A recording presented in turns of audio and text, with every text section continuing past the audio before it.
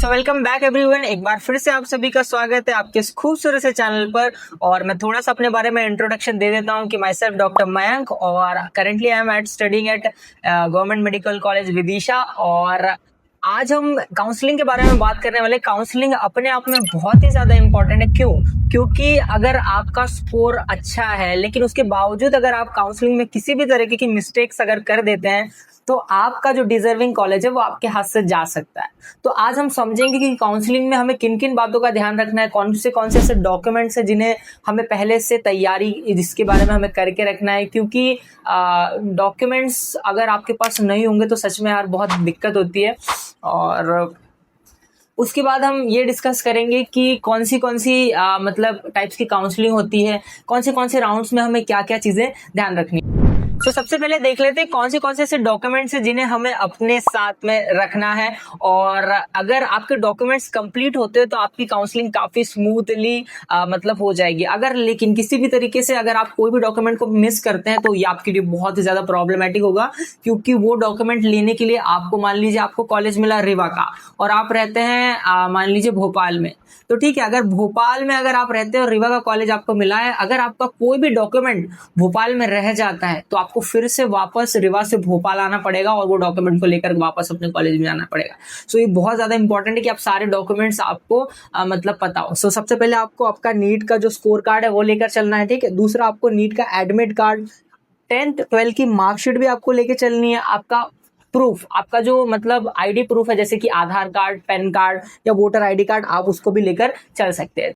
जो चौथी चीज है, आपको आपका कैटेगरी का सर्टिफिकेट आपको आपके पास रखना है। अगर आपके पास कैटेगरी का सर्टिफिकेट है तो उसे आपको लेकर चलना है। आपका डोमिसाइल यानी हम जिसे निवास प्रमाण पत्र भी कहते हैं, ये जहां पर आप रहते हैं उसके हिसाब से ये बनता है। जैसे फॉर एग्जांपल अगर आप एमपी के हैं तो आपका डोमिसाइल जो होगा वो एमपी का माना जाएगा। ये स्टेट काउंसलिंग में काफी ज्यादा इंपॉर्टेंट होता है, ठीक है। दूसरी चीज जो आपको रखनी है वो आपका प्रोविजनल अलॉटमेंट लेटर।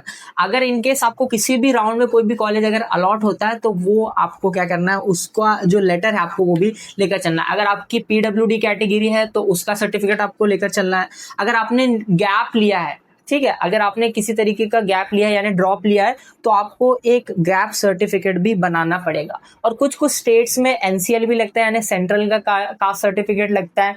और हर स्टेट की अपनी अपनी थोड़ी बहुत मतलब वेरिएशंस हो सकते हैं, लेकिन ये जो डॉक्यूमेंट्स मैं आपको बता रहा हूँ ये तो आपको लेकर चलना ही है, ठीक है।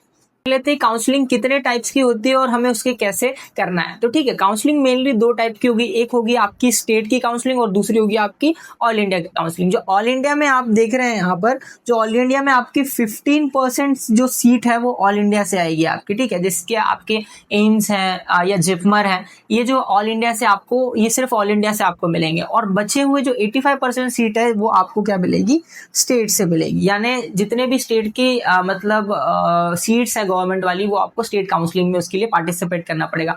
तो आप दोनों ही तरीके की काउंसलिंग में पार्टिसिपेट करना है। मेनली स्टूडेंट्स क्या करते हैं, दोनों में एनरोल कर लेते हैं, एक तो स्टेट वाली में और दूसरी अपनी ऑल इंडिया में। तो इससे बेनिफिट क्या हो जाता है, कहीं ना कहीं अगर उन्हें लग रहा है कि ऑल इंडिया में नहीं मिलेगी तो स्टेट में मिल जाती है, और स्टेट में नहीं मिलती तो ऑल इंडिया में मिल जाती है। बेनिफिट क्या होता है कि आपको दोनों काउंसलिंग में रजिस्टर करने से ये होता है कि आपको अपना बेस्ट जो कॉलेज डिजर्विंग है वो आपको मिलेगा, ठीक है।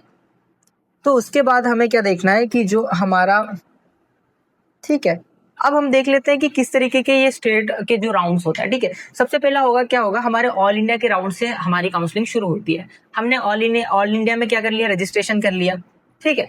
ऑल इंडिया में रजिस्ट्रेशन कर लिया तो क्या होता है, सबसे पहले ही हमारा ऑल इंडिया का राउंड 1 हुआ। ये जो होता है जिगजैग पैटर्न में होता है, ठीक है। क्या होगा, सबसे पहले हमारा ऑल इंडिया का राउंड 1 हो गया, ठीक है। उसके बाद हमारा स्टेट का राउंड 1 होगा। उसके बाद जो स्टेट का राउंड होने के बाद क्या होगा, ऑल इंडिया का सेकंड राउंड, ठीक है। फिर स्टेट का सेकंड राउंड, फिर ऑल इंडिया का थर्ड राउंड, फिर स्टेट का थर्ड राउंड। इस तरीके से होता है। और जो लास्ट में होता है हमारा स्ट्रे वैकेंसी राउंड। तो ऑल इंडिया के जो राउंड 1 में जो ध्यान रखने वाली बात यह है कि जैसे मान लीजिए आपने रजिस्टर किया, फॉर एग्जाम्पल हम इनके स्टेप्स की बात करें तो आपने यहाँ पर क्या किया, सबसे पहले आपको क्या करना होगा, किसी भी, जैसे आपको दोनों चीज़ों में रजिस्टर करना होगा। आपने ऑल इंडिया में भी रजिस्टर कर दिया, ठीक है, आपने स्टेट में भी रजिस्टर कर दिया। अब क्या होगा, जैसे मान लीजिए आपको स्टेट के राउंड 1 में कोई कॉलेज मिलता है, तो आपके पास 3 ऑप्शन होते हैं। अब तो क्या हो सकता है, जैसे आपने ऑल इंडिया के राउंड 1 में मतलब एनरोल किया था और आपको 2 सिनेरियो हो सकते हैं, या तो आपको सीट मिल गई या तो आपको सीट नहीं मिली। अगर आपको सीट मिल जाती है तो आपको के पास 3 ऑप्शन आ जाते हैं। आप क्या कर सकते हैं, वो सीट को मतलब फ्री एग्जिट कर सकते हैं। फ्री एग्जिट का मतलब ये होता है कि आप उसको मिल गई है लेकिन आप उसमें कॉलेज में नहीं जा रहे हैं, आपने उस पर कोई भी एक्टिविटी नहीं की, तो वो ऑटोमेटिकली कैंसिल हो जाएगी और आप सेकेंड राउंड में आ जाएंगे। ठीक है, आप सेकंड राउंड में आ जाएंगे और इस चीज़ के आपको कोई भी पैसे नहीं लगेंगे। आपको किसी भी तरह की जो आपने सेफ्टी फीस भरी थी वो वहाँ पर सेफ रहेगी। दूसरी चीज़ ये है कि आप क्या कर सकते हैं, कॉलेज में रिपोर्ट कर दिया, वहाँ पे अपने डॉक्यूमेंट्स जमा कर दिए और अपग्रेड के लिए आपने फॉर्म भर दिया। ठीक है, तो इससे क्या होगा, आपको सेकेंड राउंड में अगर आपको कोई कॉलेज अपग्रेड होता है तो आपको वहाँ पर अपग्रेड की फैसिलिटी मिल जाएगी। ठीक है, तीसरा सिनेरियो क्या होता है कि मान लीजिए आपको सीट नहीं मिल रही, तो सीट नहीं मिल रही तो ऑटोमेटिकली आप क्या करेंगे, आप सेकंड राउंड में पहुंच जाएंगे ऑल इंडिया के। ठीक है, अब वहीं पर क्या होता है, जो सबसे मतलब डिज़र्विंग सीट हमें जो मिल सकती है, दैट इज़ आवर स्टेट का सेकंड राउंड। ठीक है, स्टेट के सेकंड राउंड के बाद आपको जितना ज़्यादा आप आगे बढ़ेंगे उतना ज़्यादा रिस्क बढ़ जाएगा। तो जो हम क्या किया, हमने पहले ऑल इंडिया का फर्स्ट राउंड कर दिया, अब हम स्टेट के सेकंड राउंड में जा रहे हैं। यहाँ पर जो प्रेफरेंस लिस्ट हम भरते हैं, प्रेफरेंस लिस्ट क्या होता है, सबसे पहले हमने बात कर ली रजिस्ट्रेशन की, हमने रजिस्ट्रेशन कर लिया, उसके बाद हम फीस की बात कर लेते। तो ऑल इंडिया में, ठीक है, ऑल इंडिया में जो होती है वो आपको 1000 रुपीज़ लगती है जनरल के लिए, आपको 5000 रुपीज़ लगेंगे एससी के लिए या कैटेगरी वाइज। ठीक है, तो इसमें क्या होता है, जो आपकी सिक्योरिटी फ़ीस होती है इसके साथ, यानी टोटल आपको 10,000 रुपीज़ भरने पड़ते हैं एमएमसी को। ठीक है, एमएमसी को ऑल इंडिया के लिए आपको 10,000 रुपीज़ भरने पड़ते हैं, जिसमें से आपकी जो फ़ीस है वो 1000 रुपीज़ होती है, बाकी की आपको काउंसलिंग के एंड में रिफंड हो जाती है। ठीक है, स्टेट में आपको जो फ़ीस भरनी होगी, that is depends on, varies on state to state, mainly ये 1000 रुपीज़ तक हो सकती है और कैटेगरी वाइज ये थोड़ा बहुत कम ज़्यादा रहती है। ठीक है, तो अब हमारा जो क्या हुआ, स्टेट का जो फर्स्ट राउंड हमारा था, यहाँ पर आपको थोड़ा सा क्या हो जाना है, अलर्ट हो जाना है। यहाँ पर आपको थोड़ा सा अलर्टनेस अपनी रखनी। क्यों अलर्टनेस रखनी है भाई, देखो यहाँ पर क्या हो रहा है, जैसे जो स्टेट का फर्स्ट राउंड है, इसमें आपको जो भी कॉलेज अलॉट होता है, ठीक है, वहाँ पर आपको रिपोर्टिंग करनी पड़ेगी, क्योंकि अगर आप रिपोर्टिंग नहीं करते तो आपकी सीट ऑटोमेटिकली कैंसिल हो जाएगी आपको, या फिर आप सीधे काउंसलिंग से भी बाहर हो सकते हैं। तो आपको जो सीट फर्स्ट राउंड में अलॉट होगी, आपको वहाँ रिपोर्ट करना है, अपने डॉक्यूमेंट्स जमा करने हैं, और अगर आपको लगता है कि आपको अपग्रेड हो सकता है या आपका कॉलेज जो है वो अपग्रेड होगा, तो वहाँ पर आपको क्या करना है, आपको उस वहाँ पर एक अपग्रेड का आपको मतलब एफिडेविट बनवाकर कॉलेज में जमा कर देना है। अगर इनकेस आपका कॉलेज अपग्रेड होता है तो आपके जो कॉलेज वाले हैं ऑटोमेटिकली आपके डॉक्यूमेंट्स उस कॉलेज में पहुँचा देंगे और आपका कॉलेज अपग्रेड हो जाएगा, या जो भी आपको कॉलेज सेकेंड राउंड में मिल रहा था वो आपका फाइनल हो जाएगा। ठीक है, और अगर आप चाहते हैं कि मतलब जैसे फॉर एग्ज़ाम्पल आपका कॉलेज अपग्रेड हुआ ही नहीं, तो वो जो कॉलेज है वो आपका फाइनल कॉलेज हो जाएगा। तो यहाँ पर जो कॉलेज आप प्रेफरेंस लिस्ट आप भर रहे हैं, प्रेफरेंस लिस्ट का ये मतलब होता है कि जब हम चॉइस फिलिंग करते हैं तो हम कॉलेजेस को रैंक में रखते हैं। हम सबसे पहले उस कॉलेज को रखेंगे जो हमें सच में चाहिए, मतलब जो हमारे लिए सबसे ज़्यादा सही है, उस रैंक पर जो हमें मिल रहा है हम उसको सबसे पहले रखेंगे, फिर उसके बाद दूसरे कॉलेजेस को रखेंगे, फिर उसके बाद जो हमें थोड़ा सा मतलब कम हम करते जाएंगे चॉइस फिलिंग में। ठीक है, मतलब हमारे प्रेफरेंस को हम धीरे धीरे कम कर लेंगे। जैसे फॉर एग्जांपल मुझे भोपाल चाहिए, फिर उसके बाद मुझे रेवा मिल गया तो ठीक है, या अगर आप एमपी से हैं तो मेनली मैं एमपी की बात बता रहा हूँ आपको। तो इस तरीके से हम धीरे धीरे उनको क्या कर सकते हैं, प्रेफरेंस लिस्ट में डाल सकते हैं। तो पहले आपको मतलब उन कॉलेजेस को प्रेफरेंस लिस्ट में नहीं भरना है स्टेट की, याद रखना। देखो ऑल इंडिया में तो आप सब भर दो, उसमें कोई दिक्कत नहीं है, लेकिन अगर जैसे आप स्टेट के फर्स्ट राउंड में जाते हैं तो आपको कोई भी आलतू फालतू कॉलेज नहीं भरना है, क्योंकि अगर गलती से मिल गया और आपका कॉलेज अपग्रेड नहीं हुआ तो वो आपका फाइनल कॉलेज हो जाएगा। ठीक है, तो आपको क्या करना है, इस तरीके से आप ये कर सकते हैं। और उसके बाद फिर जो इन लोगों को कॉलेज नहीं मिलता वो ऑटोमेटिकली उनको रजिस्ट्रेशन करने की ज़रूरत नहीं है, वो सेकंड राउंड में अपने आप पहुंच जाते हैं।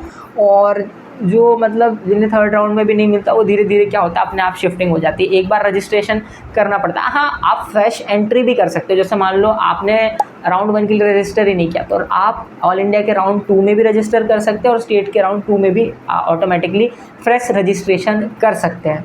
यानी पहले, और जिन लोगों ने पहले रजिस्ट्रेशन कर दिया था वो धीरे धीरे क्या होता है, फर्स्ट राउंड से सेकंड राउंड, थर्ड राउंड और फोर्थ राउंड पर पहुंचते जाते हैं, अगर कॉलेज नहीं मिला तो। और कॉलेज मिल गया तो मैंने आपको बता दिया कि कैसे कैसे आपको करना है या क्या आपके पास ऑप्शन है। लेकिन एक चीज़ जो आपको और ध्यान रखनी है कि जो आपकी फ्री एग्जिट की फैसिलिटी है वो सिर्फ आपको ऑल इंडिया राउंड 1 में देखने को मिलती है। अगर किसी तरीके से अगर आपका जो है, अगर आप राउंड 2 में आपको कोई सीट, मान लो आपको ऑल इंडिया के राउंड 2 में आपको कोई सीट अलॉट हो गई, ठीक है, और आपने वहाँ पर जाकर रिपोर्ट नहीं किए, तो आपकी जो रिफंडेबल फ़ीस थी वो वहाँ पर जमा हो जाएगी और आपको बहुत सारे कॉम्प्लिकेशंस भी फेस करने पड़ सकते हैं। इसलिए इन सब चीज़ों का बहुत ध्यान रखना है आपको कि कब आपको मतलब कौन कौन सी ऐसी चीज़ जो है आपको नहीं करनी है, ठीक है। तो सेकेंड राउंड में आपको क्या करना है, इस चीज़ का ध्यान रखना है कि अगर आपको सीट अलॉट होती है तो आपको कॉलेज में जाकर रिपोर्टिंग करनी है, और अगर राउंड 1 में होती है तो आप फ्री एग्जिट ले सकते हैं। और स्टेट के फर्स्ट राउंड में भी आपको क्या करना है, अगर जो आपका स्टेट का फर्स्ट राउंड है वहाँ पर भी आपको रिपोर्टिंग करनी है। और स्टेट के जो फर्स्ट राउंड होता है वही आपका कॉलेज मान लो फाइनलाइज हो जाता है। अगर आपको कॉलेज मिल गया तो ठीक है, मिल गया तो आप अपग्रेड के लिए वहाँ पर एफिडेविट भर सकते हैं। अगर अपग्रेड हो गया तो आपका नेक्स्ट कॉलेज जो है वो दूसरा ऑटोमेटिकली वहाँ पर आपके documents college to college transfer हो जाते हैं, आपको कुछ भी करने की ज़रूरत नहीं है, और आपका नया जो कॉलेज है वो अपग्रेड हो जाता है नंबर के हिसाब से। और अगर इन केस आपको कॉलेज अपग्रेड नहीं हुआ तो जो राउंड 1 का यानी जो स्टेट का राउंड 1 है उसी का कॉलेज आपका क्या हो जाता है, फाइनल कॉलेज हो जाता है, ठीक है। तो इसके बाद जो स्टेप्स इसमें देखने थे हमें, काउंसलिंग में क्या क्या करना है, सबसे पहले हमने क्या किया, रजिस्ट्रेशन किया, फिर उसकी फ़ीस भर दी, ठीक है। फिर उसके बाद चॉइस फिलिंग करी। चॉइस फिलिंग का वही मतलब होता है, चॉइस फिलिंग के लिए हमें कॉलेजेस के नाम वहाँ पर दिए होते हैं, हमें उनमें अपने जो सबसे टॉप मोस्ट कॉलेज होता है उसको सबसे ऊपर में रखना होता है। फिर उसके बाद हम हमारे कॉलेज को नीचे में रखते हैं, जो हमें फिर और कम चाहिए होता है फिर उसको प्रेफरेंस लिस्ट के हिसाब से नीचे नीचे नीचे नीचे हम करते जाते हैं। और उसके बाद क्या होता है, हमें 2 दिन का टाइम मिलता है और हमें क्या करनी होती है, अपनी चॉइस को लॉक करना होता है, यानी जो आपने भरा उसको लॉक करना होता है। इन केस उस टाइम पीरियड में अगर आपको लगता है कि यार मुझे अपनी प्रेफरेंस लिस्ट चेंज करनी है तो आप कर सकते हैं, लेकिन एक बार ये लॉक हो गया तो आप प्रेफरेंस लिस्ट को चेंज नहीं कर सकते। और अगर आप लॉक करना भूल जाते हैं तो ये ऑटो लॉक हो जाती है, मतलब कुछ पर्टिकुलर ड्यूरेशन ऑफ टाइम के बाद ही अपने आप लॉक हो जाती है। तो ये सारी चीज़ों का भी आपको ध्यान रखना है। फिर उसके बाद हाँ, जो अगर आपको किसी भी राउंड में कोई भी सीट अगर आपको अलॉट होती है तो आपको क्या करना है, वहाँ पर जाकर आपको वो अलॉटमेंट लेटर वहाँ पर दिखाना पड़ेगा, ठीक है। तो अलॉटमेंट लेटर आपको आपके साथ में लेकर जाना है। तो यही थी जो इम्पॉर्टेंट इन्फॉर्मेशन आपको जो कि मतलब इस काउंसलिंग के बारे में ध्यान रखनी है। और कई लोग क्या करते हैं, बहुत सारे मतलब बड़ी बड़ी जो इंस्टीट्यूशंस होती हैं वो मतलब बहुत ज़्यादा चार्ज करते हैं काउंसलिंग बहुत ज़्यादा मुश्किल नहीं है, आपको ज़्यादा डरना नहीं है। और कोई भी डाउट अगर आपको लगता है या कोई भी दिमाग में आपके सवाल है तो आप मुझसे पूछ सकते हैं, कमेंट में पूछ लिए, कोई दिक्कत नहीं है। Definitely I will try to answer your questions. और अब मैं फटाफट से आपको समराइज़ करवा देता हूँ कि मैंने आपको क्या क्या बताया।